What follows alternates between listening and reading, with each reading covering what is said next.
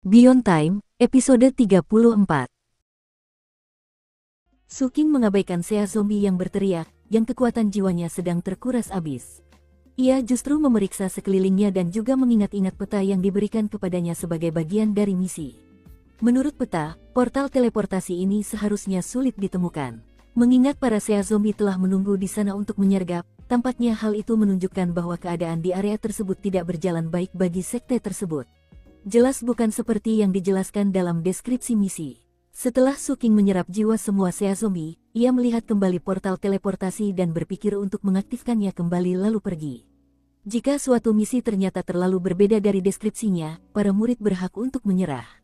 Sesaat kemudian, hatinya mencelos. Ada kekuatan aneh yang menekan portal teleportasi, membuatnya mustahil untuk keluar melaluinya. Wah, bukankah ini menarik? Masih dalam kondisi cahaya yang mendalam, ia terbang ke udara. Tentu saja, ia tidak hanya melayang di sana seperti orang bodoh. Ia mulai bergerak, sambil mengamati sekelilingnya. Sementara itu, ia menggunakan jiwa-jiwa yang telah diserapnya untuk menghancurkan lubang Dharma berikutnya. Sayangnya, dengan 40 lubang yang terbuka, kekuatan jiwa yang dibutuhkan untuk maju semakin mencengangkan. Sea Zombie pendirian yayasan biasa saja tidak cukup untuk menghancurkan salah satunya. Ia membutuhkan lebih dari itu. Setelah mendapatkan gambaran pulau itu, Suking meluncur turun dari langit yang dipenuhi abu dan lava, mendarat di atas sebuah pohon di tengah hutan. Puncak pohon itu tak berdaun, hanya ranting-rantingnya yang hangus. Ia meninggalkan kondisi cahaya yang mendalam, dan ketika kembali ke kondisi normalnya, ia mengerutkan kening. Ia baru saja melihat sejumlah besar Sea Zombie di kejauhan. Mereka adalah pasukan yang menyerbu keluar dari laut dan menuju pantai. Dan dia juga telah melihat banyak lokasi di pulau tempat para Sea Zombie menunggu untuk menyergap. Dengan jumlah Sea Zombie sebanyak itu, pasti ada beberapa yang bisa memasuki kondisi cahaya yang mendalam. Dan bahkan mungkin ada kultivator inti emas di antara mereka. Karena alasan itulah dia meninggalkan kondisi cahaya yang mendalam, dia tidak ingin menarik perhatian yang tidak diinginkan. Ada sesuatu yang tidak biasa terjadi dengan misi ini. Suking menguatkan dirinya. Deskripsi misi tidak menyebutkan apapun tentang situasi berbahaya. Mustahil hanya 20 kultivator pendirian fondasi yang bisa bertahan di posisi ini melawan seluruh pasukan. Sekitar saat itu, medali identitasnya bergetar, dan dia melihatnya dan mendapati bahwa misinya telah diperbarui. Pasukan Sea Zombie yang besar tiba-tiba menyerang Kepulauan Mutiara. Semua misi pengawalan dan bantuan diubah. Hadiah misi digandakan. Segera menuju ke bagian tengah pulau tempat Anda berada dan bantu para kultivator puncak kedua di sana untuk mengungsi. Ketahuilah bahwa semua area pusat memiliki murid puncak kelima yang bertugas. Setelah waktu yang dibutuhkan untuk membakar dupa, sekte akan mengaktifkan formasi mantra agung di Kepulauan Merfolk dan melepaskan kekuatan arus pasang surut untuk menghancurkan mantra pembatas teleportasi di Kepulauan Mutiara. Pada saat itu, semua murid dapat bekerja sama dengan para kultivator puncak kelima untuk berteleportasi ke tempat yang aman. Bahkan saat Suking membaca informasi tersebut, klasifikasi misi berubah menjadi merah, menunjukkan bahwa itu sekarang menjadi misi yang sangat berbahaya. Saya ingin misi sederhana yang memungkinkan saya beristirahat sejenak. Ini menyebalkan. Sambil mendesah, ia melesat mundur dan bertabrakan dengan Sea Zombie kondensasi Ki yang sedang mengendap-endap ke arahnya. Sea Zombie itu berada jauh di bawah tubuhnya sehingga ia langsung meledak. Tanpa menoleh, Suking melambaikan tangan, melepaskan naga leher ularnya. Saat naga itu menghantam tanah, pepohonan hancur, memperlihatkan puluhan Sea Zombie yang telah bersiap untuk menyergap. Mereka semua berada dalam kondisi kondensasi Ki, dan dengan demikian, mereka meledak satu persatu. Meski begitu, kehadiran mereka mengkhawatirkan. Biasanya, mengapa para kultivator kondensasi Ki mencoba menyergap seorang kultivator pembentukan fondasi? Ia tidak berada dalam kondisi cahaya yang mendalam, tetapi fluktuasinya merupakan fluktuasi pembentukan fondasi. Tak butuh waktu lama baginya untuk menemukan jawaban atas pertanyaan itu. Di antara sisa-sisa kultivator kondensasi Ki yang meledak, ia melihat benang-benang putih. Benang-benang itu ditanamkan ke dalam tubuh sedemikian rupa sehingga pikiran dan tindakan para kultivator tersebut dapat dikendalikan seperti boneka. Tepat ketika Suking melihat benang putih itu, dua sosok bayangan tiba-tiba melesat ke arahnya dengan kecepatan tinggi. Keduanya adalah zombie laut pendirian yayasan. Salah satu dari mereka memiliki tumor besar di lengannya yang terbelah dan memperlihatkan sebuah mata. Mata itu bersinar putih saat menatap Suking, seolah sedang menilai dirinya. Hal itu mengingatkan Suking pada mata yang dilihatnya saat pertama kali berteleportasi. Sepertinya mata ini memungkinkan para Seazomi untuk memeriksa apakah seorang kultivator pendirian fondasi dapat memasuki kondisi cahaya yang mendalam. Untungnya, bayangan Su King masih menyembunyikan lampu kehidupannya. Setelah kedua Seazomi ini yakin bahwa Su King tidak dapat memasuki kondisi cahaya yang dalam, mereka pun melancarkan serangan. Saat mereka mendekat, salah satu dari mereka melakukan gerakan mantra untuk memanggil kapak perang raksasa berbalut naga hitam, yang menatap Su King dengan mata ganas. Yang lainnya memanggil sekelompok Seazomi kondensasi kilingkaran besar yang diibaratkan boneka, masing-masing menatap Su King dengan mata berbinar-binar sambil menyebar untuk mengelilinginya. Pada saat yang sama, kedua Seazomi mengeluarkan perangkat magis yang meningkatkan kemampuan destruktif mereka secara drastis. Mereka tampaknya terampil melakukan serangan magis secara bersamaan. Saat mereka melepaskan kekuatan Dharma mereka, sebuah tangan kerangka terbentuk di atas Su King, berdenyut dengan kekuatan yang mendekati keadaan cahaya yang mendalam saat tangan itu menghantamnya. Su King mencerna semuanya, segera memeriksa keadaan sekitar untuk memastikan keamanannya, lalu menyalakan lampu kehidupannya. Tak masalah jika lawan-lawannya tidak memiliki kondisi cahaya yang mendalam. Su King mengerahkan seluruh kemampuannya, bagaikan singa yang menerkam kelinci. Ia tak ingin gagal di tempat yang paling tidak terduga. Rasanya seperti gunung berapi meletus di dalam dirinya, cahaya menyilaukan menyebar dan menyelimutinya. Kekuatan mengerikan memancar keluar, menghantam segala sesuatu di sekitarnya dengan kekuatan yang menghancurkan gunung dan menguras lautan. Wajah para Seazomi Foundation Establishment yang menyerang berubah muram, dan pupil mata mereka mengecil. Adapun Seazomi dengan mata di lengannya, pikirannya terguncang ketika mata itu tiba-tiba memancarkan cahaya merah terang. Itu adalah peringatan bahwa kultivator Seven Blood Eyes ini sangat berbahaya. Namun, peringatan itu datang terlambat. Dengan lampu kehidupan Su King menyala, kedua Seazomi ini gemetar hebat hingga tampak seperti akan roboh. Tangan kerangka yang mereka panggil bahkan tak sempat mencapai Su King sebelum mulai mengeluarkan suara retakan. Dalam sekejap mata, tangan itu begitu rusak hingga jelas akan meledak. Boneka-boneka kondensasi Ki terbakar dan lenyap. Kapak perang yang terbang ke arah Su King berubah menjadi merah menyala, seolah-olah akan meleleh, dan mata naga yang melingkar itu berubah dari ganas menjadi ketakutan. Kedua Seazomi itu sudah ketakutan setengah mati. Bagaimana mungkin mereka bisa memprediksi bahwa kultivator yang sudah mereka pindai dan anggap aman, ternyata bisa memasuki kondisi cahaya yang mendalam. Dan kekuatan mengerikan ini jelas melampaui level 1 nyala api kehidupan. Ini adalah kekuatan 2 nyala api kehidupan, dengan kata lain, di tengah-tengah pendirian fondasi. Dan mereka tahu betul betapa mengerikannya level itu. Tidak semua kultivator pendirian fondasi sama. Mereka yang memiliki nyala api kehidupan, dan mereka yang tidak, berbeda. Dan perbedaan antara 1 nyala api kehidupan dan 2 sangat berbeda. Kultivator kondensasi Ki tingkat rendah bisa melawan kultivator kondensasi Ki tingkat tinggi. Namun, dalam pembentukan fondasi, perbedaan antar level yang sangat besar membuat hal itu mustahil. Tidak banyak kultivator pembentukan fondasi yang berhasil mencapai 2 nyala api kehidupan. Akibatnya, orang-orang seperti itu umumnya memiliki posisi tinggi. Dan tak satu pun dari mereka adalah orang-orang acak yang tak pernah terdengar namanya. Satu-satunya orang yang bisa melawan orang seperti itu adalah kultivator lain dengan 2 nyala api kehidupan. Para Seazomi yang ketakutan ini kini tidak menginginkan apapun selain melarikan diri. Bagi Su King, semuanya berjalan lambat. Ia mengulurkan tangan kanannya ke arah 2 Seazomi yang terkejut, lalu membuat gerakan menggenggam. Kapak perang hancur berkeping-keping. Naga hitam menjerit saat ia hancur menjadi abu.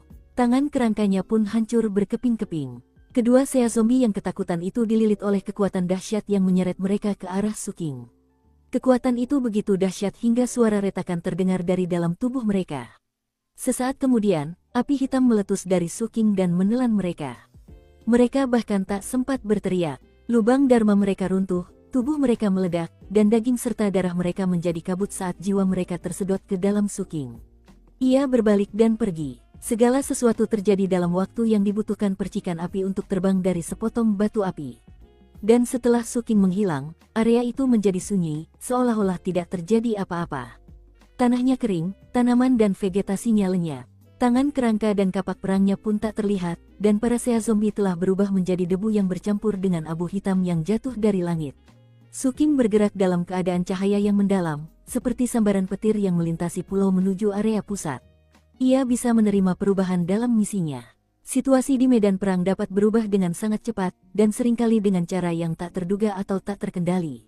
Namun, Fakta bahwa misi tersebut diubah begitu cepat menunjukkan bahwa situasi secara keseluruhan masih di bawah kendali Seven Blood Eyes. Oleh karena itu, ia akan menjalankan misi untuk membantu para kultivator puncak kedua mengungsi. Sedangkan murid-murid lain yang telah menerima misi yang sama dengannya, ia tidak peduli. Ia tahu bahwa ia hanya punya waktu yang dibutuhkan untuk membakar dupa. Oleh karena itu, ia tidak menahan apapun. Hanya dalam 10 tarikan napas, ia melihat lembah tengah. Lembah itu tidak terlalu besar, dan dipenuhi fluktuasi teleportasi. Ada lebih dari 100 murid puncak kedua, kebanyakan dari mereka membongkar tungku pil dan perangkat magis lain yang tidak dikenali Su King. Di belakang mereka terdapat portal teleportasi berukuran sedang. Di sebelah portal terdapat beberapa murid puncak kelima berjubah tau hijau, mencoba menyesuaikan formasi. Sesekali, portal itu memancarkan fluktuasi dan berkilauan dengan cahaya, lalu menjadi gelap. Terjadi pertempuran di pintu masuk lembah. Sekitar 30 kultivator dari berbagai puncak terlibat dalam pertempuran sengit melawan segerombolan sea zombie.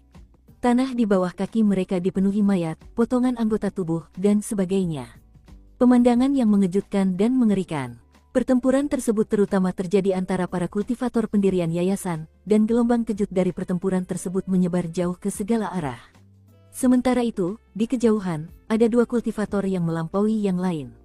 Yang mengejutkan, mereka berdua berada dalam kondisi cahaya yang mendalam. Sea zombie dulunya adalah seorang manusia tua. Ia mengenakan jubah abu-abu yang sangat compang camping, fluktuasi luar biasa yang membuatnya dianggap sebagai benda ajaib. Kultivator 7 mata darah adalah seorang wanita muda yang tinggi. Catatan, ada beberapa kata dalam bahasa Mandarin yang bisa diterjemahkan sebagai wanita muda. Kata yang biasanya saya terjemahkan seperti itu, dan kata yang paling sering digunakan oleh penulis, setidaknya dalam novel ini, menyiratkan seorang wanita muda berusia pertengahan hingga akhir belasan tahun. Istilah yang digunakan di sini secara spesifik berarti, wanita muda, yang sudah menikah dan merujuk pada seorang wanita berusia pertengahan 20-an hingga awal 30-an. Kita lanjut ke alur ceritanya. Ia mengenakan jubah tao oranye dari puncak kedua, dan meskipun kecantikannya memancarkan aura kedewasaan, ia bergerak dengan kecepatan luar biasa. Sayangnya, para murid puncak kedua tidak dikenal karena kemampuan bertarung mereka. Oleh karena itu, meskipun ia dan lawannya sama-sama berada dalam kondisi cahaya yang mendalam, ia jelas berada dalam posisi yang kurang menguntungkan. Darah mengucur dari sudut mulutnya, dan ia tidak sempat menyekanya. Kondisi cahaya yang mendalam memungkinkan para kultivator mencapai kecepatan luar biasa. Namun, kesalahan sekecil apapun bisa berakibat fatal, dan karena itu, ia tidak boleh lengah. Tepat ketika Su King muncul, wanita muda dari puncak kedua kehabisan kekuatan Dharma, dan nyala api kehidupannya mulai padam. Kecepatannya pun menurun, dan sea zombie memanfaatkan kesempatan itu untuk melancarkan pukulan keras ke dadanya. Pakaian perempuan muda itu robek terbuka, memperlihatkan daging di bawahnya. Pada saat yang sama, darah menyembur keluar dari mulutnya saat ia terhempas mundur dan menghantam batu besar di dekatnya. Batu besar itu retak menjadi 2 dan melemparkan bongkahan-bongkahan batu kecil ke segala arah.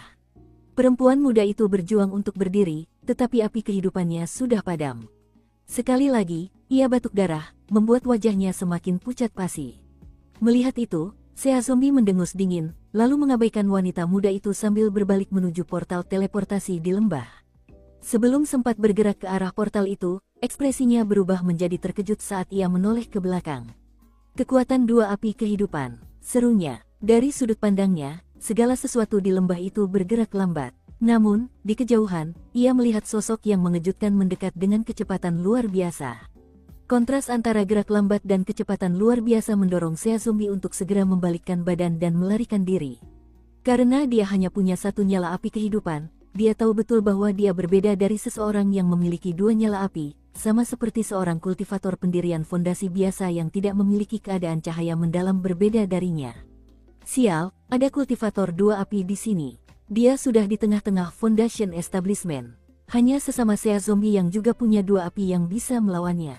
Laporan intelijen salah. Meskipun sea zombie mencoba melarikan diri, dia terlambat. Su King sudah melihatnya. Dan sekarang, sea zombie dengan hanya 1 nyala api kehidupan ini adalah mangsanya. Saat ini, Su King membutuhkan jiwa untuk membuka lubang Dharma, dan kultivator pendirian fondasi biasa tidak cukup untuk membukanya. Bahkan, 2 kultivator sea zombie yang baru saja dibunuhnya tidak cukup untuk membuka lubang Dharma ke-41 miliknya. Namun, mengasimilasi sea zombie dengan nyala api kehidupan akan sangat berbeda. Bahkan satu saja sudah cukup untuk membuka celah Dharma. Begitu sea zombie mulai melarikan diri, Suking mengubah arahnya. Alih-alih menuju portal di lembah, ia justru melesat ke arah sea zombie. Gerakannya begitu cepat sehingga hanya butuh 3 tarikan napas sebelum ia tepat berada di depan targetnya. Mengepalkan tangan kanannya, dia melepaskan pukulan yang didukung oleh kekuatan mengerikan dari lampu kehidupannya. Sea zombie hanya bisa berusaha menghindari pukulan itu. Ia berada dalam kondisi cahaya yang mendalam, tetapi kecepatannya jauh di bawah Suking sehingga tak tertandingi. Oleh karena itu, ia gagal, dan tinju Suking menghantam dadanya. Sebuah ledakan menggelegar, bagaikan guntur surgawi, menggelegar ke segala arah. Darah menyembur keluar dari mulut sea zombie, dan tubuhnya hancur berkeping-keping saat ia terpental ke samping, menghantam sebuah batu besar. Bahkan, ia menghantam batu besar itu begitu keras hingga tak bisa melepaskan diri. Ia jelas terluka parah, hanya karena ia telah melepaskan kekuatan sihir jubahnya, dan sekaligus menguras abis lubang dharmanya, ia tidak terbunuh dalam satu pukulan. Meski begitu, lukanya begitu parah sehingga jelas ia takkan pulih dalam waktu dekat. Keputusasaan memenuhi matanya, dan itu karena, dari sudut pandangnya, Suking baru saja menghilang. Sesaat kemudian, api hitam memenuhi pandangan sea zombie. Itu adalah tangan Suking, yang terulur ke dahinya. Saat suara gemuruh memenuhi pikiran sea zombie, bayangan Suking menjadi liar, menerjang ke depan untuk menggerogoti tubuh sea zombie. Tusuk besi itu juga menusuk jubah Tao, dan mulai menyerap alat ajaib itu. Akibat 3 serangan itu, sea zombie menjerit mengerikan. Namun, itu tidak berlangsung lama, karena sesaat kemudian ia berubah menjadi abu. Satu-satunya yang tertinggal hanyalah jubah Tao dan tas penyimpanannya, yang diambil Suking, lalu melayang di udara, mengamati pertempuran di lembah. Lebih banyak, salju hitam turun, bercampur dengan tetesan lava merah tua yang tampak seperti bulu burung phoenix. Cahaya merah dari lava menyinari wajah tegas Suking, menciptakan kontras yang tajam dengan tatapan dinginnya. Gambaran itu bagaikan lukisan gulungan halus, penuh keindahan sekaligus kesuraman. Medan perang telah hening. Semua mata tertuju pada Suking, dan mereka tampak linglung seolah-olah sedang menatap anak dewa. Para kultivator yang datang ke sini untuk misi yang sama dengan Suking pun tiba. Mereka juga melihatnya, dan merasa terguncang hingga ke lubuk hati. Hati mereka dipenuhi rasa hormat saat mereka memberi hormat resmi kepadanya. Begitu pula dengan para murid puncak kedua, begitu pula para kultivator puncak kelima yang sedang berusaha memperbaiki portal teleportasi. Mereka semua menatapnya dengan penuh hormat.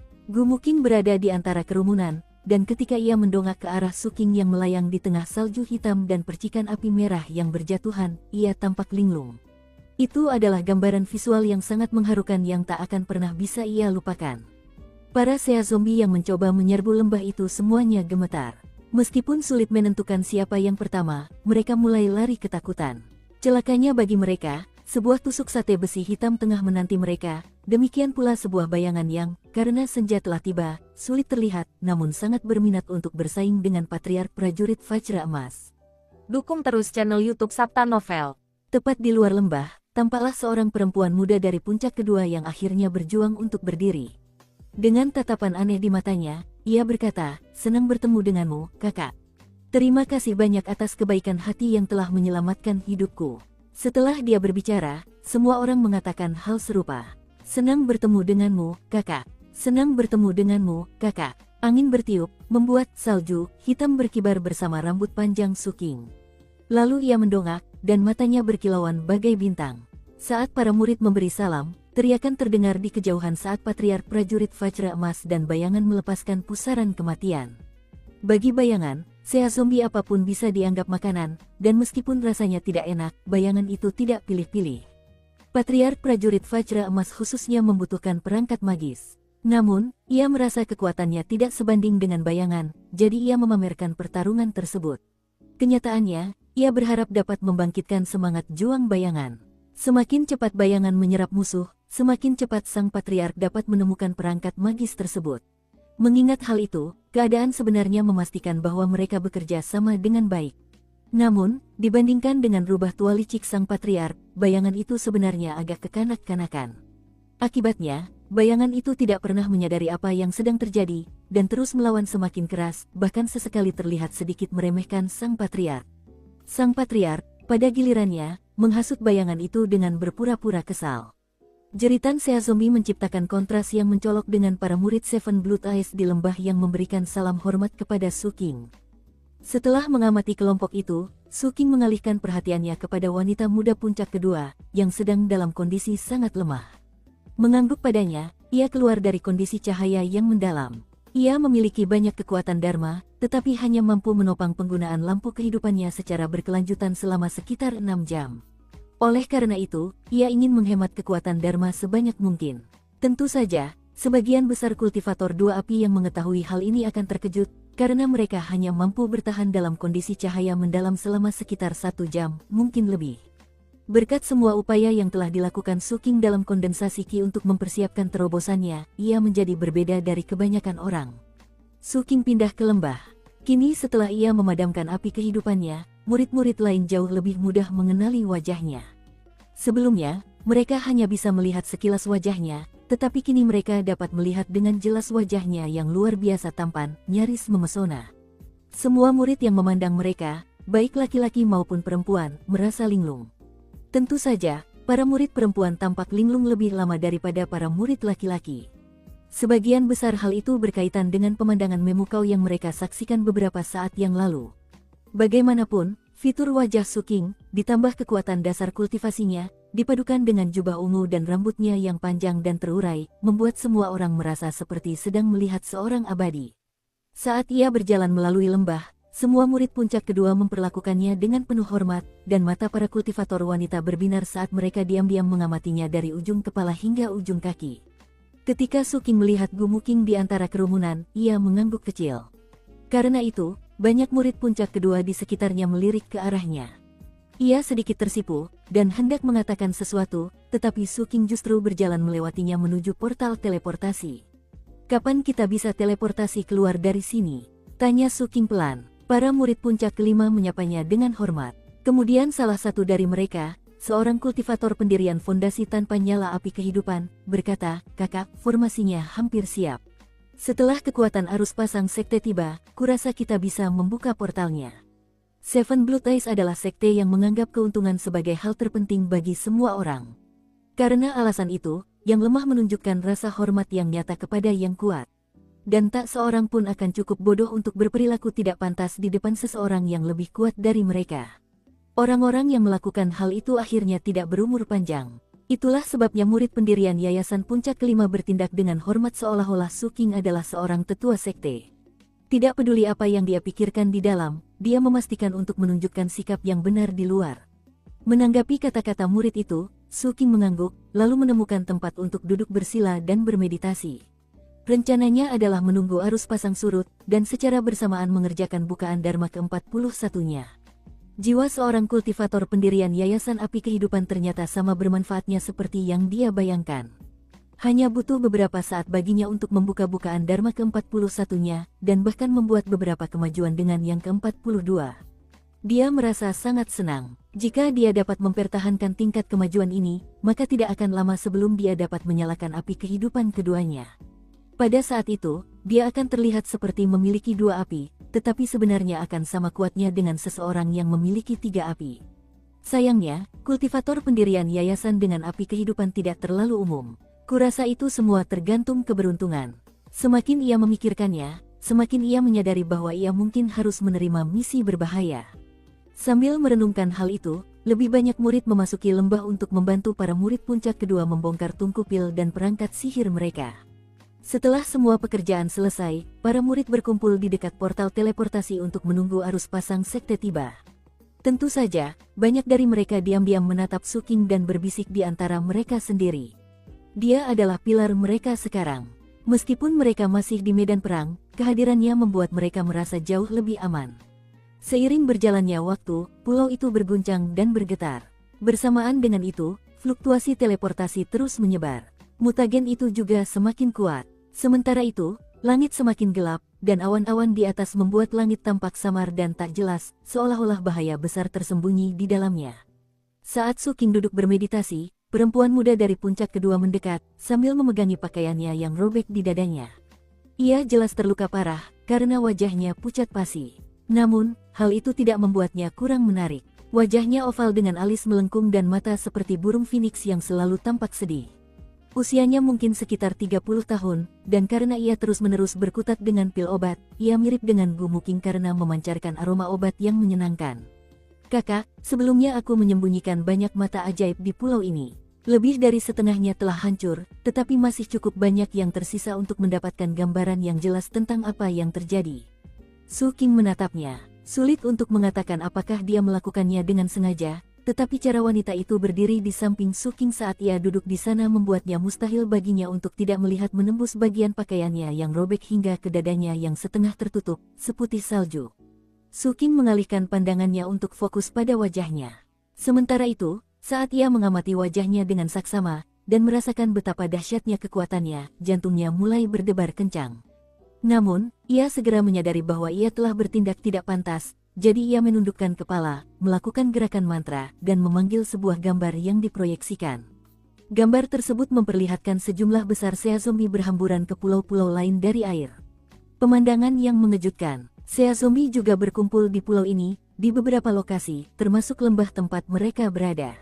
Berapa lama lagi sampai arus pasang surut? Tanya Su King. 100 napas waktu. Yang menjawab bukanlah wanita muda itu, melainkan Gu Muking. Ia tampak cemas saat rambut hitam panjangnya tergerai. Beberapa helai rambut jatuh menutupi wajahnya, tetapi itu justru membuatnya tampak lebih cantik. Matanya yang cerah, dan aroma harum alami yang terpancar darinya, membuatnya tampak seperti keindahan dalam lukisan. Melihat kultivator puncak kedua yang terluka, dia membungkuk sedikit. Salam kenal, Bibi Sekteli. Wanita itu tersenyum, lalu menatap Gu Muking dengan pandangan yang dalam dan penuh arti, yang di matanya tak lebih dari seorang gadis kecil. Gu Muking menoleh ke arah Su King. Kakak Su. Setelah memastikan Su King tidak keberatan jika ia menyapanya seperti itu, ia sedikit lega. Kakak Su, lanjutnya, lempengan giok ini berisi semua petunjuk untuk pil tabu di sini. Kami diperintahkan untuk mengaktifkan pil-pil itu sebelum pergi. Kau memiliki basis kultivasi tertinggi di sini, jadi keputusan ada di tanganmu. Setelah itu, ia menyerahkan sebuah lempengan giok kepada Su King. Ia mengambilnya, tanpa repot-repot memikirkan mengapa Gu Muking memiliki slip giok itu, dan bukan kultivator pendirian fondasi. Seperti yang ia ketahui, banyak orang tua di puncak kedua lebih mempercayai murid konklav daripada siapapun, jadi itu tidak mengejutkannya. Saat ia mengamati slip giok itu, teriakan terdengar dari luar lembah saat sekelompok kultivator sea zombie muncul. Tanpa mempedulikan mayat-mayat di tanah, mereka menyerbu ke dalam lembah. Semua orang di lembah tampak gugup, tetapi Su King tidak mengalihkan pandangan dari slip giok itu. Namun, sesaat kemudian, jeritan kesakitan terdengar saat para sea zombie yang mendekat menyadari mereka mulai meleleh. Beberapa hanya berhasil melangkah beberapa langkah lagi sebelum berubah menjadi genangan darah biru. Para murid di lembah itu semua terguncang. Namun, para murid puncak kedua pulih lebih cepat daripada yang lain. Melihat ke area tempat para sea zombie terbunuh, mereka kemudian menatap Su King. Mereka tahu itu racun. Hanya racun yang sangat unik yang bisa membunuh sea zombie secepat itu, dan hanya bisa diracik oleh seseorang yang sangat memahami teori pengobatan. Dan itu juga membutuhkan banyak eksperimen. Yang pertama jauh lebih mudah dicapai daripada yang kedua. Itulah salah satu alasan mengapa tidak banyak orang di puncak kedua yang ahli dalam meramu racun. Seringkali, orang yang meramu racun itu akhirnya meracuni diri sendiri dan meninggal bahkan sebelum sempat menggunakan racunnya pada orang lain. Kehadiran racun mematikan itu membuat semua orang sedikit lebih tenang, dan area di luar lembah menjadi sunyi. Racun di sana, ditambah keberadaan tusuk sate besi dan bayangan Su King, memastikan keadaan tetap tenang. Dengan demikian, 100 tarikan napas waktu berlalu, dan semua orang berdiri dan mendekati portal teleportasi untuk menunggu aktivasinya. Portal itu tidak terlalu besar, sehingga dibutuhkan 3 putaran teleportasi untuk mengeluarkan semua orang. Sambil berdiri, Su King berjalan menuju portal, dan hendak mengatakan sesuatu ketika raut wajahnya tiba-tiba berubah, dan ia melihat ke arah pintu masuk lembah. Di kejauhan, dari kegelapan malam, muncul api yang membara mengelilingi seorang pria berjubah putih. Ia berdenyut dengan racun zombie, dan memiliki pancaran cahaya yang jelas melampaui tingkat nyala api kehidupan. Saat ia mendekat, guntur bergemuruh. Ia bergerak dengan kecepatan yang luar biasa sehingga para kultivator pendirian fondasi biasa tidak dapat melacak pergerakannya dengan tepat. Bahkan wanita puncak kedua dengan satu nyala api kehidupan pun tidak dapat melihatnya dengan jelas. Murid-murid lain yang hadir hanya merasakan tekanan luar biasa yang menumpuk di benak mereka. Kekuatan vulkanik dalam sea zombie ini, dipadukan dengan racun zombinya, membuat api di sekelilingnya berwarna hijau. Dua nyala api kehidupan. Pupil mata Suking mengecil. Ini adalah kultivator pertama yang Suking lihat di medan perang, yang memiliki dua api kehidupan. Kekuatannya yang mengejutkan dan cahayanya yang menyala membuat segala sesuatu di area itu berubah menjadi warna hijau. Rasanya seperti ada tangan hijau raksasa yang mendekati lembah untuk menghancurkannya. Ketika sea zombie berjubah putih yang mendekat sudah cukup dekat untuk melihat segala sesuatu di lembah dengan jelas, ia tampak berhenti sejenak. Namun kemudian ia tertawa aneh dan mempercepat langkahnya. Mata Suking menyipit saat ia melangkah maju dan menyalakan api kehidupannya. Letusan gunung berapi itu membuatnya memasuki kondisi cahaya yang mendalam, yang kini terasa familiar. Kemudian, segala sesuatu di sekitarnya melambat kecuali sea zombie berjubah putih yang mendekat. Suking melesat ke udara untuk menyambutnya. Dalam sekejap mata, mereka bertabrakan, menyebabkan ledakan dahsyat yang melampaui guntur. Kemudian Suking mengepalkan tangan kanannya dan melepaskan pukulan yang disokong oleh nyala api kehidupannya. Sea zombie berjubah putih melakukan hal yang sama, dan ketika tinju mereka bertemu, ledakan dahsyat lainnya meledak. Suking merasakan getaran hebat di sekujur tubuhnya, dan ia merasakan organ-organ dalamnya bergetar. Lawan ini begitu kuat sehingga ia kini mulai menghargai lawan dengan dua api. Berkat cadangan ki kondensasi yang telah ia kumpulkan, dan lampu kehidupannya, ia seharusnya masih memiliki keunggulan dibandingkan seseorang dengan dua api kehidupan. Namun, dari apa yang ia lihat, ia hampir setara dengan sea zombie berjubah putih ini. Melambaikan tangannya, ia mengirim naga leher ularnya meraung, sambil secara bersamaan mengetuk api unggunnya untuk memanggil sejumlah belati api. Saat belati-belati itu melesat, ia mengangkat tangan kirinya ke atas kepala untuk memanggil pedang surgawi. Didorong oleh kondisi cahaya yang mendalam, pedang itu menjadi lebih kuat dan dapat memengaruhi area yang lebih luas. Dan api hitam menyelimuti pedang itu saat ia menebas ke arah sea zombie berjubah putih. Sebuah ledakan besar terdengar. Sea zombie berjubah putih terhuyung mundur, seolah-olah sulit menahan serangan itu, dan nyala api kehidupannya berkedip-kedip berbahaya. Kemudian, ekspresi Suking berubah lebih ganas saat ia melancarkan serangan. Jubah putih sea zombie begitu tebal sehingga sulit untuk melihat raut wajahnya. Namun, racun zombinya sangat kuat. Terlebih lagi, matanya terlihat jelas, dan memancarkan tatapan gila yang membuat Suking mengerutkan kening sejenak. Namun, tidak ada waktu baginya untuk mempertimbangkan situasi lebih lanjut. Ia menyerbu ke depan, menghantam sea zombie lagi. Ledakan terus-menerus terdengar saat mereka beradu, bergerak dengan kecepatan luar biasa, dan melepaskan teknik magis yang mengejutkan. Hanya dalam beberapa lusin tarikan napas, mereka saling serang lebih dari 100 kali. Setelah rentetan serangan terakhir, mereka berdua mundur. Suking batuk darah, begitu pula sea zombie. Namun, saat sea zombie memelototi Suking, matanya memancarkan tatapan gila, ditambah sedikit perlawanan. Suking menatapnya. Lalu, tanpa sepatah kata pun, ia memanfaatkan kekuatan vulkanik itu dan melesat maju bagai pedang. Belatinya menari-nari, dan pedang surgawi pun muncul. Lautan rohnya melepaskan kekuatan penghancur, dan tusuk sate besi hitam melesat di udara, loncengnya berdenting. Tentu saja, Suking mengeluarkan racun saat menyerang. Sambil mendekat dengan kecepatan tinggi, ia mengarahkan belatinya tepat ke tenggorokan musuhnya. Sea zombie berjubah putih itu juga sangat terampil. Tangannya berkelebat membentuk gerakan mantra dua tangan, menyebabkan hawa dingin membekukan seluruh area di depan Suking, menghalangi jalannya. Saat penghalang itu terangkat, sea zombie juga melancarkan serangan. Suking terpaksa mundur. Pada titik ini, mata kultivator sea zombie itu bersinar terang saat ia tiba-tiba menggunakan sihir rahasia untuk menembus udara dan muncul tepat di depan Suking, lalu mengulurkan tangannya ke tenggorokannya. Melihat itu, Suking melakukan sesuatu yang tak terduga oleh sea zombie. Alih-alih menghindar, ia malah menanduk tangan sea zombie dengan ganas. Saat darah mengalir keluar dari kepala Suking, tangan sea zombie berjubah putih itu jatuh melewati pergelangan tangannya, dan ia melolong kesakitan. Kemudian, tepat saat ia hendak melarikan diri, Suking melancarkan serangan dan menebaskan belatinya ke perut sea zombie. Serangan itu begitu cepat sehingga pupil sea zombie berjubah putih mengerut, dan ia menerjang ke arah yang berlawanan. Meskipun berhasil, ia tidak bergerak cukup cepat, dan pedang Suking merobek jubahnya, menyebabkan beberapa barang di dalamnya berjatuhan.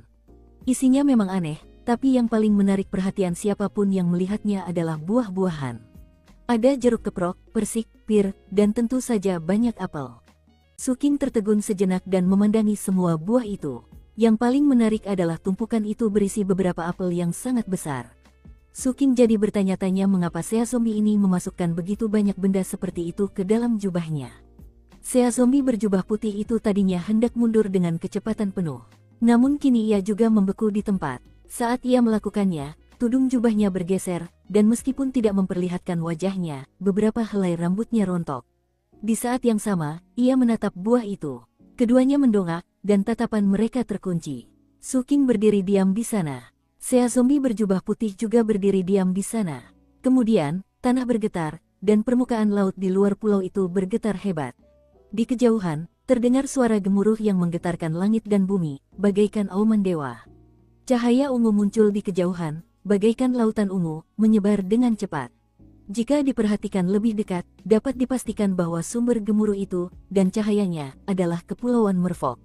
Ini pasti kekuatan arus pasang surut formasi 7 mata darah yang disebutkan dalam deskripsi misi. Seiring meluasnya lautan cahaya, kemampuan Sea Zombie untuk menekan portal teleportasi di Kepulauan Mutiara pun melemah, memungkinkan teleportasi dimulai. Oleh karena itu, para murid puncak kelima di belakang Su King di lembah melakukan beberapa penyesuaian dan mengaktifkan portal teleportasi. Gelombang pertama murid melangkah ke portal dan menghilang. Hal serupa terjadi di pulau-pulau lain di kepulauan tersebut. Su King tidak terlalu memperhatikan semua itu, tetapi ia dapat merasakan bahwa gelombang kedua teleportasi akan segera dimulai. Saat ini, yang lebih menarik baginya adalah Sea Zombie berjubah putih ini. Sesaat setelah tatapan mereka bertemu, Su King langsung bergerak. Dalam kondisi cahaya yang mendalam, ia mampu mencapai kecepatan yang luar biasa, dan lampu kehidupan memberinya kekuatan yang luar biasa. Dalam sekejap mata, ia mendekati Sea Zombie berjubah putih itu. Namun, alih-alih mengarahkan pukulan ke perutnya, kali ini ia mengarahkannya ke rambutnya. Entah kenapa, ia tampak sangat tertarik pada rambut Sea Zombie ini. Sea Zombie berjubah putih itu tersentak dan kembali melepaskan kekuatan api kehidupannya. Gelombang energi yang mengerikan meletus, memungkinkannya menghindari cengkeraman Su King.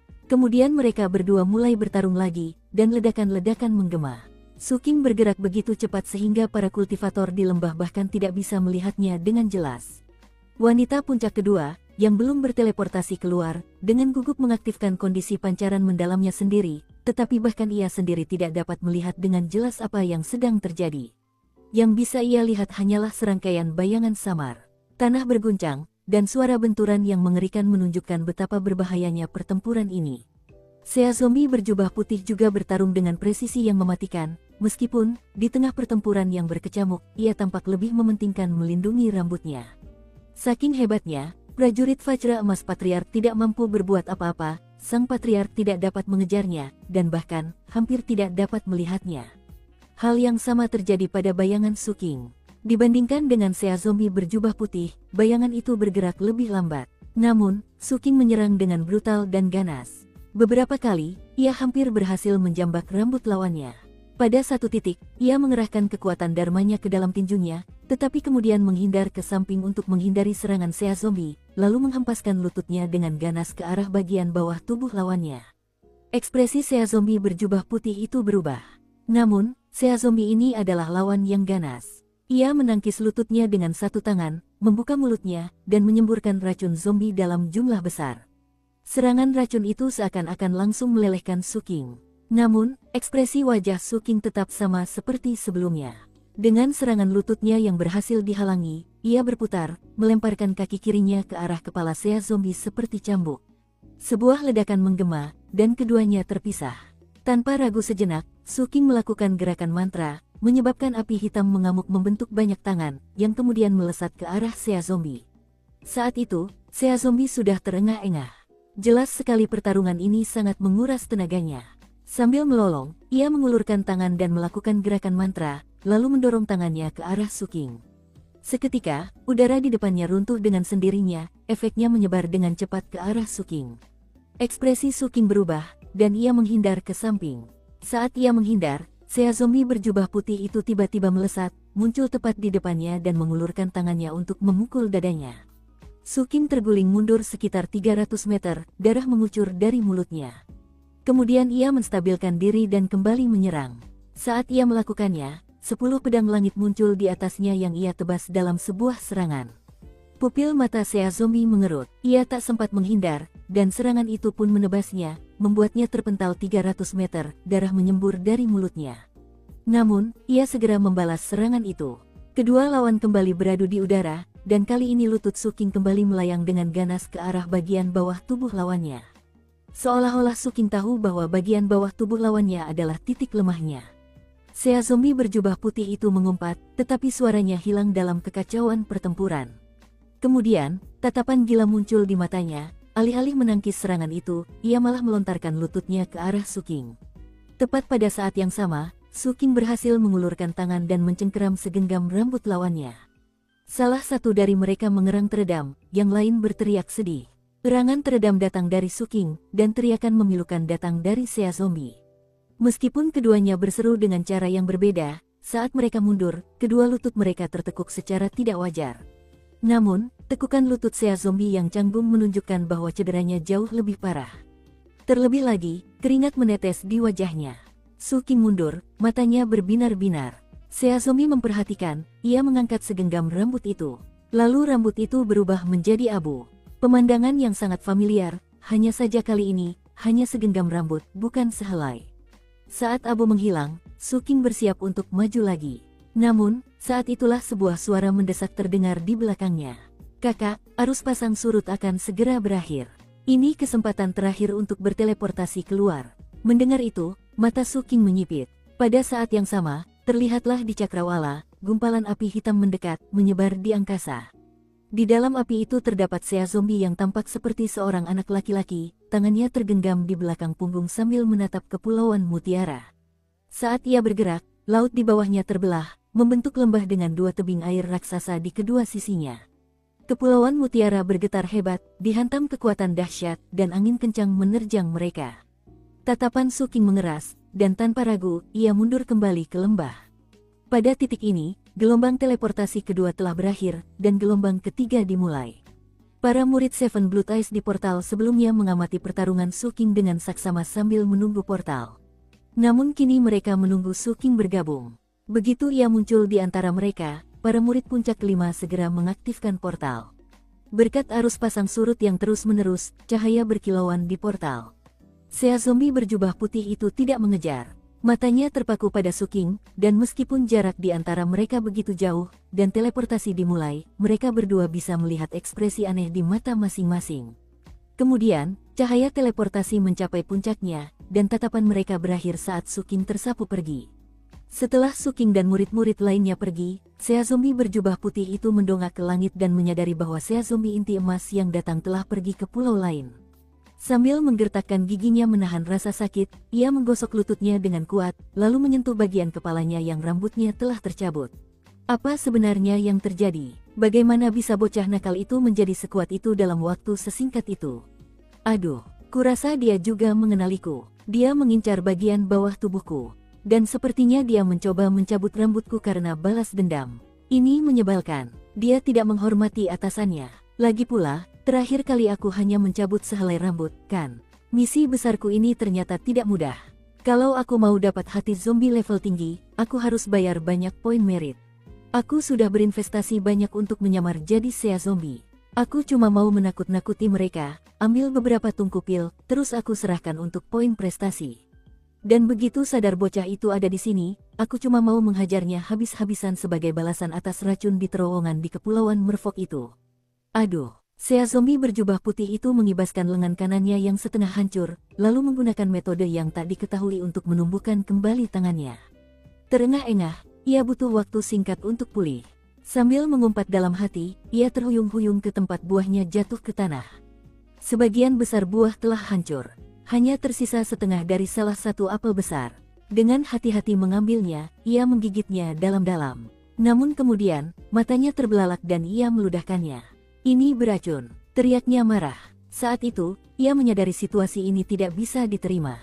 Sebagai kapten, ia tak bisa membiarkan dirinya kehilangan muka seperti itu. Malahan, ia memutuskan akan mencari kesempatan untuk melepas salah satu segelnya dan memberi pelajaran berharga kepada bocah itu. Itulah satu-satunya cara untuk menjaga harga dirinya. Meskipun ia enggan melepas segel, ia harus menahan rasa sakit itu untuk memastikan ia menyelamatkan mukanya. Setelah mengambil keputusan itu, ia melesat pergi. Kembali di Pulau Maegah, sebuah portal teleportasi berkilauan saat Suking dan murid-murid lainnya muncul. Saat Suking berjalan keluar dari portal, ia menyadari bahwa suasana di kamp garis depan menegang. Banyak sosok melesat di atas kepala mereka, terbang di udara. Pertempuran berkecamuk di kejauhan, dan semua orang tampak lebih sibuk dari sebelumnya. Semua murid yang baru saja berteleportasi dari Kepulauan Mutiara bergandengan tangan dan memberi salam kepadanya. Wanita puncak kedua bergabung dengan mereka. Setelah bertukar informasi kontak dengannya, ia bergegas pergi. Kemudian Gumuking mendekat untuk berpamitan. Saat berpamitan, Suking mengembalikan slip giok pil tabu itu dan mengatakan bahwa ia telah mengaktifkannya sebelum pergi. Kakak Su, aku dan teman-teman seperjuanganku masih harus menyelesaikan misi ini. Kita harus pergi ke lokasi lain untuk mengaktifkan lebih banyak pil tabu. Kudengar guruku berkata bahwa Seven Blood Eyes siap menghadapi perang yang akan berlangsung bertahun-tahun ini, dan kita harus memenangkannya. Dan akan ada beberapa operasi besar segera. Harap berhati-hati, kakak. Pada titik ini, ia ragu sejenak, lalu beringsut sedikit lebih dekat ke Suking, merendahkan suaranya, dan melanjutkan, aku murid konklav, jadi ada kalanya aku tak punya pilihan selain pergi menjalankan misi tertentu. Tapi kau tak harus melakukan itu, kakak. Ngomong-ngomong, jika kau melihat misi apapun yang berkaitan dengan 7 pulau berbenteng milik Sea Zombie, kau sama sekali tidak boleh mengambilnya. Setelah itu, Gumuking memberi hormat dan kemudian pergi. Sambil berpikir, Suking melirik medali identitasnya. Misi yang baru saja ia kerjakan telah selesai, dan semakin banyak misi baru yang datang. Sementara itu, ia teringat kembali pertarungannya dengan Sea Zombie berjubah putih itu, yang tampak seperti Sea Zombie dalam segala hal, bahkan hingga racun zombinya. Namun, Suking tak butuh waktu lama untuk menyadari bahwa sosok itu tampak familiar. Terutama pada matanya, dan tentu saja buahnya. Kenapa Kapten menyamar sebagai Sea Zombie? Apakah ada jarahan Sea Zombie yang ingin dia dapatkan yang membutuhkannya? Kurasa mungkin juga dia hanya kurang beruntung dan terbunuh oleh Sea Zombie, lalu berubah.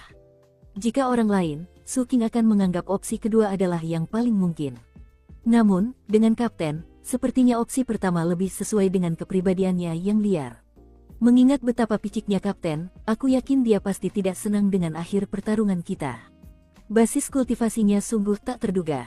Dia pasti akan mencoba membalas dendam padaku. Aku perlu membuka lebih banyak lubang dharma. Sebulan berlalu. Selama masa itu, banyak hal dramatis terjadi dalam perang antara Seven Blood Eyes dan Sea Zombie. Sea Zombie melancarkan beberapa serangan besar-besaran ke Kepulauan Merfolk, tetapi gagal merebutnya. Mereka hanya bisa menyaksikan Seven Blood Eyes semakin terkurung, membawa lebih banyak perangkat sihir dan sekutu. Kepulauan itu semakin menjadi ancaman bagi Sea Zombie. Namun, para Sea Zombie juga meraih beberapa kemenangan. Berkat taktik pengalihan mereka berhasil menguasai Kepulauan Mutiara, yang kemudian menjadi markas komando baru mereka. Pil-pil terlarang yang dikubur Seven Blood Eyes di pulau-pulau tersebut digali oleh para Sea Zombie setelah pencarian yang sangat teliti di seluruh pulau di kepulauan tersebut. Bagi Sea Zombie, ini adalah kemenangan militer.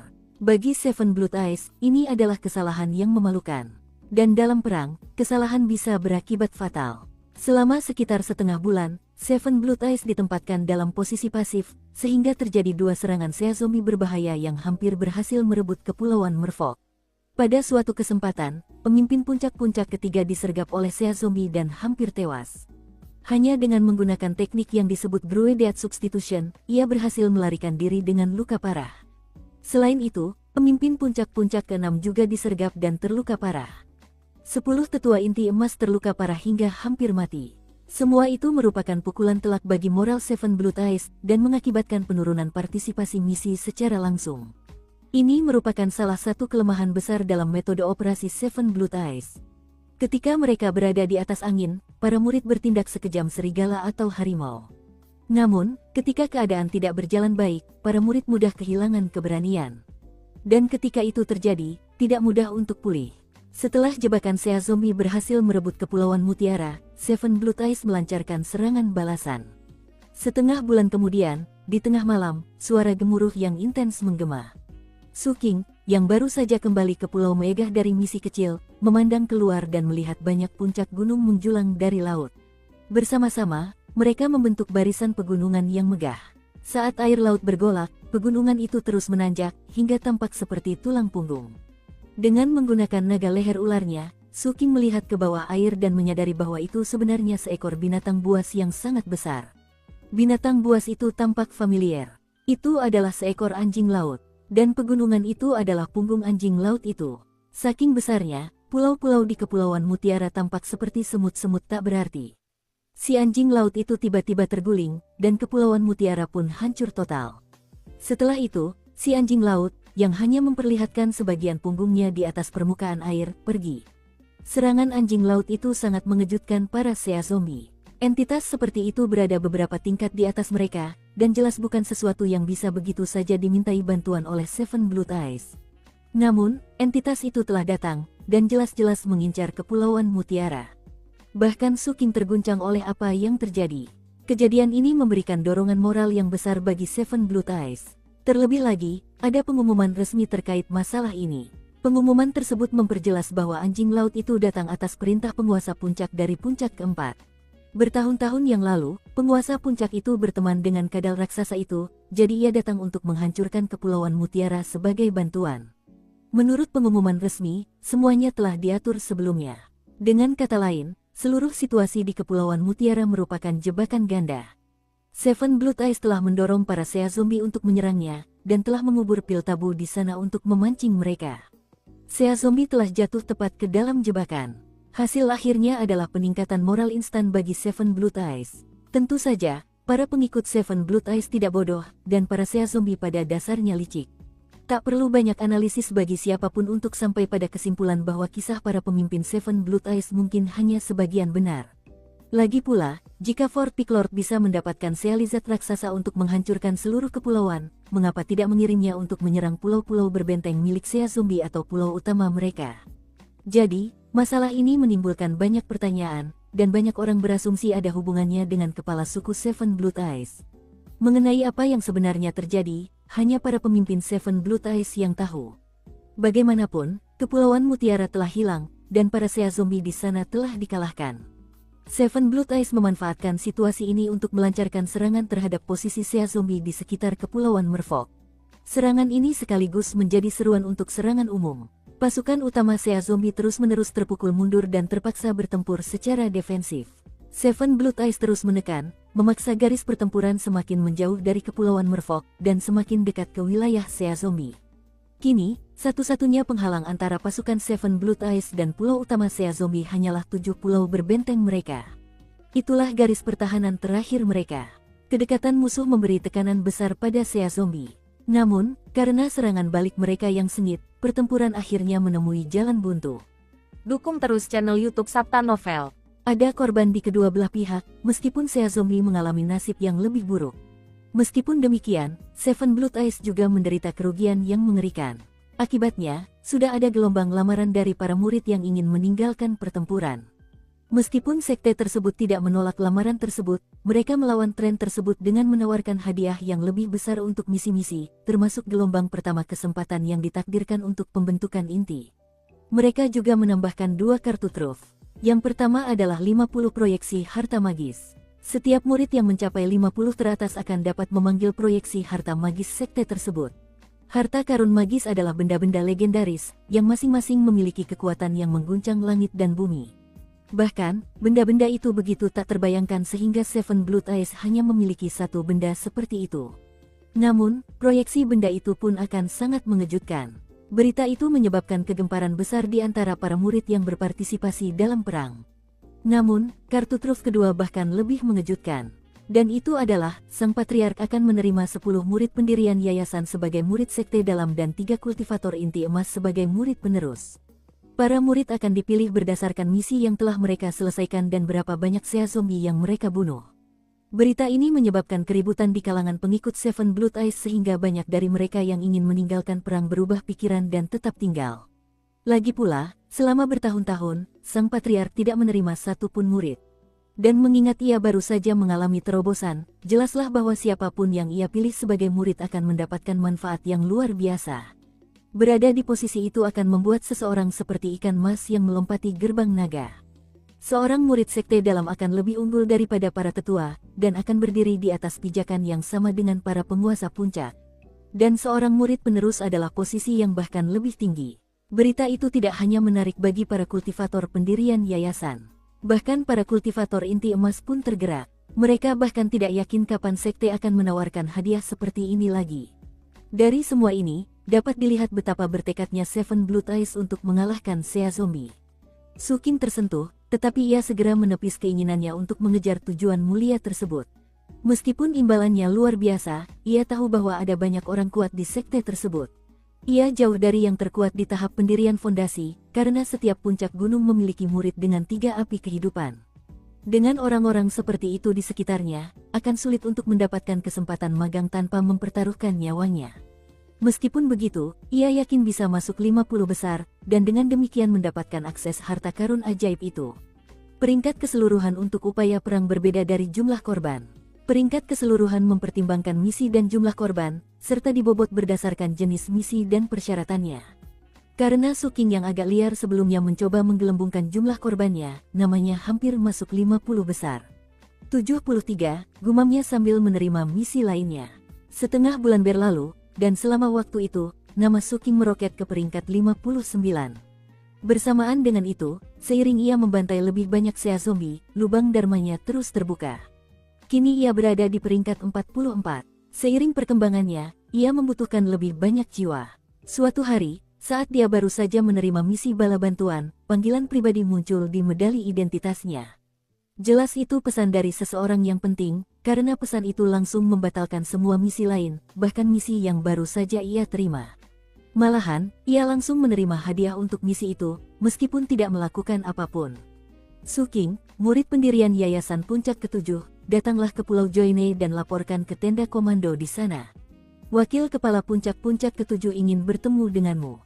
Su King tertegun. Setelah merenungkan masalah itu, ia memiliki beberapa gambaran tentang apa yang terjadi, tetapi tidak yakin. Lagi pula, ia bahkan belum pernah mendengar tentang keberadaan seorang wakil pemimpin puncak. Namun, tidak diragukan lagi bahwa panggilan itu asli. Dan ketika ia memikirkannya, pesan itu terulang beberapa kali dengan informasi yang sama. Jelas, tidak mungkin ia bisa lolos dari situasi ini. Akhirnya, ia menuju Pulau Joyne. Meskipun ia tidak memasuki kondisi cahaya yang mendalam, ia tetap bergerak cepat. Tak lama kemudian, ia melihat pulau di depannya, dan mata raksasa di tengahnya. Disinilah markas komando utama Seven Blood Eyes berada. Biasanya, para murid bahkan tidak bisa mendekati tempat ini tanpa dipanggil. Saat Su King mendekat, ia merasakan kehendak ilahi yang mengerikan menguncinya. Mata raksasa itu pun beralih menatapnya. Su King berhenti di tempat dan menunjukkan medali identitasnya. Murid Su King datang atas panggilan wakil kepala puncak-puncak ketujuh. Saya ingin bertemu. Medali identitasnya berkilauan, dan mata besarnya berkedip 3 kali. Kemudian kekuatan teleportasi berputar di sekelilingnya, dan sebelum ia sempat bereaksi, ia menghilang. Di dalam mata raksasa itu terdapat aula megah, tempat Su King diteleportasi. Saat ia muncul, ia mendengar suara seorang wanita berbicara. Jadi, kamu adalah Su King. Suaranya terdengar liris dan tak wajar. Namun di saat yang sama, suaranya dingin, dan ketika memasuki telinga Su King, ia berubah menjadi es yang menusuk seluruh tubuhnya, membuatnya menggigil. Ia mengembuskan napas, dan napasnya berubah menjadi uap putih di depannya. Alis dan rambutnya mulai membeku, dan ia merasa tubuhnya kaku dari ujung kepala hingga ujung kaki. Itu mengingatkannya pada masa lalu ketika ia bertemu dengan monster-monster mematikan. Bahkan udara di sekitarnya terasa retak seolah berubah menjadi es, belum lagi 44 lubang dharmanya. Su King merasa mereka mati. Kekuatan dharmanya terasa sangat lamban, dan lautan rohnya pun sama. Adapun api kehidupannya, dalam kondisi ini, ia bahkan tidak bisa menyalakannya. Ia merasa benar-benar terguncang. Rasa aman yang ia peroleh setelah mendapatkan api kehidupannya telah lenyap sepenuhnya. Dan kini ia menyadari bagaimana rasanya berada di hadapan seseorang yang benar-benar berkuasa. Mereka bisa mencegahnya memasuki kondisi cahaya yang mendalam. Meski begitu, ia bukannya tak berdaya melawan. Meskipun hawa dingin menjalar ke seluruh tubuhnya, ia masih bisa merasakan kehangatan di lampu kehidupannya. Lampu itu tampaknya sama sekali tidak terpengaruh oleh serbuan dingin yang menusuk tulang. Malahan, Su King menduga ia sebenarnya bisa menggunakannya untuk menyalakan api kehidupannya. Kesadaran itu membuat kewaspadaannya semakin meningkat. Ia tahu bahwa ia sama sekali tak bisa membiarkan siapapun tahu tentang lampu kehidupannya.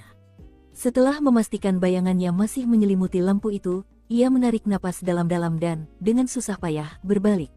Saat ia melakukannya, ia melihat dua wanita berdiri di belakangnya. Satu setengah baya, yang satu lagi lebih muda. Wanita paruh baya itu mengenakan pakaian resmi berwarna merah tua berkancing ganda. Pakaian itu disulam benang emas dengan gambar kupu-kupu dan bunga, semewah matahari terbit. Namun, itu sama sekali tidak menghilangkan aura dingin yang terpancar dari ujung kepala hingga ujung kaki, atau kedalaman tatapan matanya yang bak burung phoenix. Seolah-olah semua yang ia lihat akan berubah menjadi es. Dan siapapun yang menatap matanya cukup lama akan terguncang jiwanya.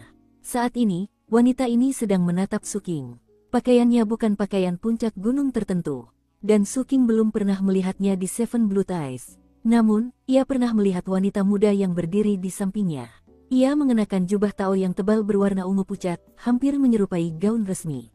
Ia memiliki pedang kuno yang diikat di punggungnya, dan rambutnya diikat ekor kuda.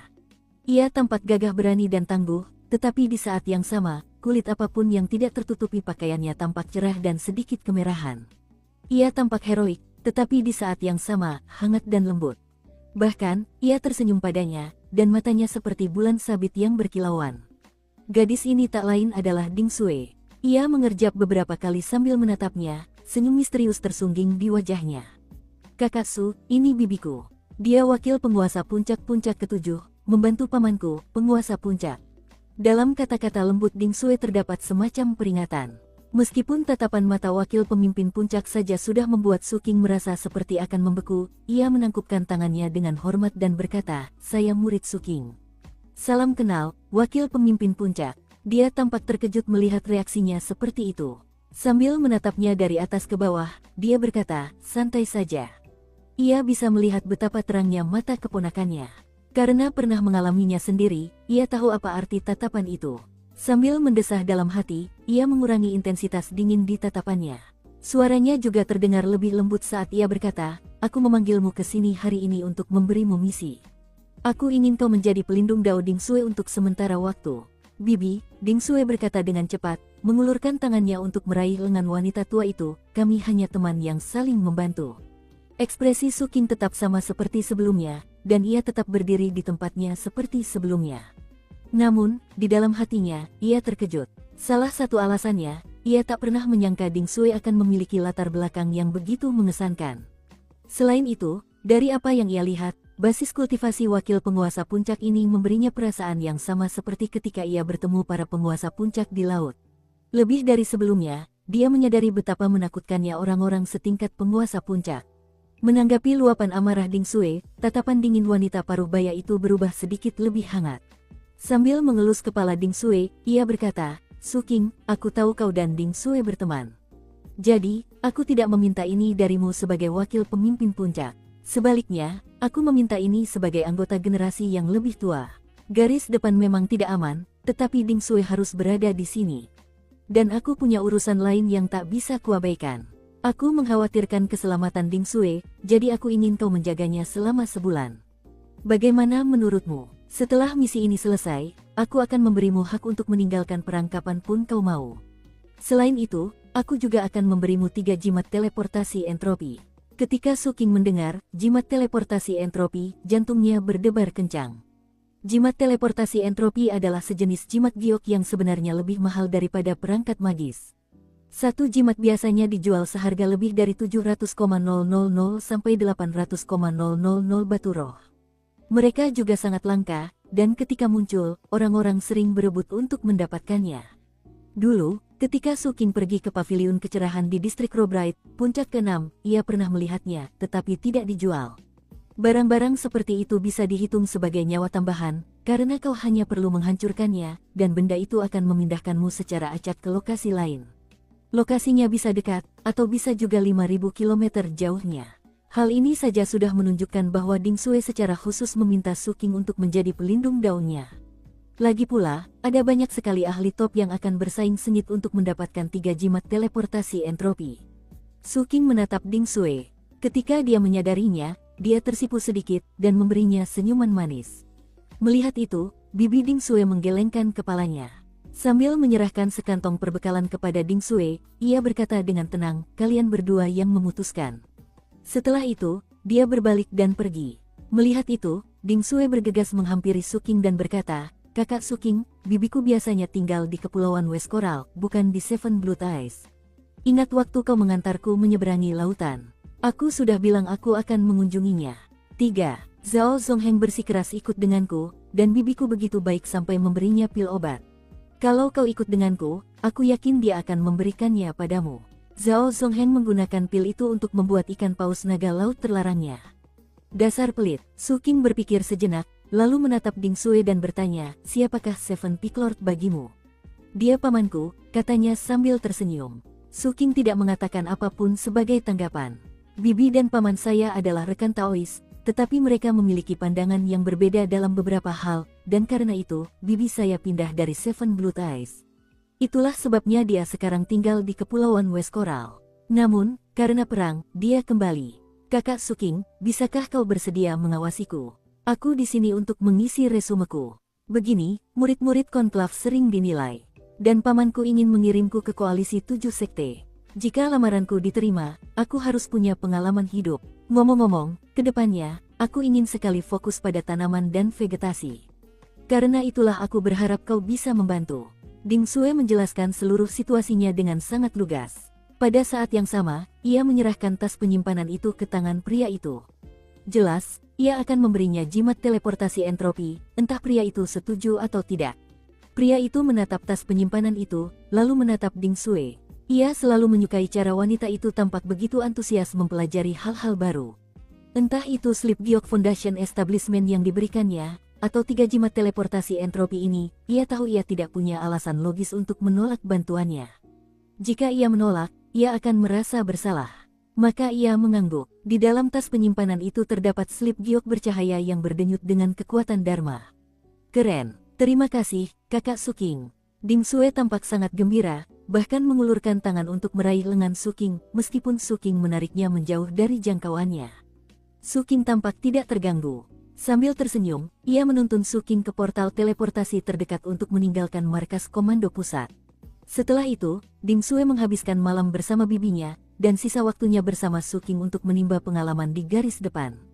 Ding Sue cerdas. Meskipun ia telah berjuang keras untuk mendapatkan kesempatan bekerja dengan Suking, ia tidak membiarkan perasaan pribadinya terlihat. Dan ia berulang kali berhasil meyakinkan Suking untuk ikut misi khusus. Suking tahu bahwa sebagai murid konklav, Ding Sue memiliki akses ke berbagai misi. Murid konklav mendapatkan imbalan yang lebih baik. Selain itu, misi mereka biasanya kurang berbahaya. Sebagian besar misi dapat diselesaikan tanpa harus pergi ke medan perang. Namun, murid konklav terikat jauh lebih erat dengan sekte tersebut. Jika murid biasa terlibat konflik yang tak terselesaikan dengan sekte, mereka bisa pergi begitu saja, dan tidak ada yang akan peduli. Namun, jika hal seperti itu terjadi pada murid konklav, mereka akan diburu dan dibunuh. Dengan kata lain, menjadi murid konklav memang penuh suka duka. Suking tidak iri pada mereka. Dan ia justru sangat senang dengan pengaturan saat ini. Setiap hari, ia akan mengajak Ding Sue untuk menyelesaikan berbagai misi acak. Misi-misi tersebut seperti mengangkut barang dari satu pulau ke pulau lain, mengurus pemakaman setelah pertempuran, atau melacak korban. Tak satu pun dari tugas-tugas tersebut yang sangat sulit, dan tak satu pun melibatkan bahaya yang mengancam jiwa. Ketika mereka punya waktu luang, Ding Sue akan bertanya kepadanya tentang tanaman dan tumbuhan, dan selalu menunjukkan rasa hormatnya terhadap pengetahuan dengan mempersembahkan batu roh. Bagi Suking, bayarannya yang berjumlah 1 atau 200 batu roh tidak sehebat sebelumnya, tetapi seperti kata pepatah, menumpuk banyak butir pasir akan menghasilkan sebuah pagoda. Sekitar seminggu kemudian, misi yang tersedia untuk Ding Sue mulai semakin sulit. Misalnya, ia ditugaskan untuk menemukan pengkhianat merfolk atau penyusup sea zombie. Meski lebih sulit, misi-misi itu datang langsung dari komando pusat kepadanya, jadi tidak terlalu berbahaya. Sekte itu dengan cepat memberinya misi-misi semacam itu, yang masuk akal mengingat ia sedang berusaha mengisi resumenya. Ding Sue jelas-jelas menanggapi masalah ini dengan sangat serius. Bahkan ketika misinya menjadi berbahaya, ia tidak ragu untuk terluka. Malahan, semakin berbahaya sebuah misi, semakin besar hasratnya untuk menyelesaikannya. Tentu saja, dengan pengawasan Suking, ia selalu lebih sering merasa takut daripada terluka, dan situasi berbahaya apapun pun teratasi. Namun, hal itu membuat Ding Sue sedikit gugup. Ini bukan seperti yang ia rencanakan. Apalagi setelah ia menyadari batas waktu 1 bulan untuk misi tersebut semakin dekat. Suatu pagi saat fajar, ia tiba-tiba muncul di hadapan Su King sambil batuk darah. Wajahnya pucat, ia terhuyung-huyung di tempat seolah-olah ia bisa jatuh kapan saja.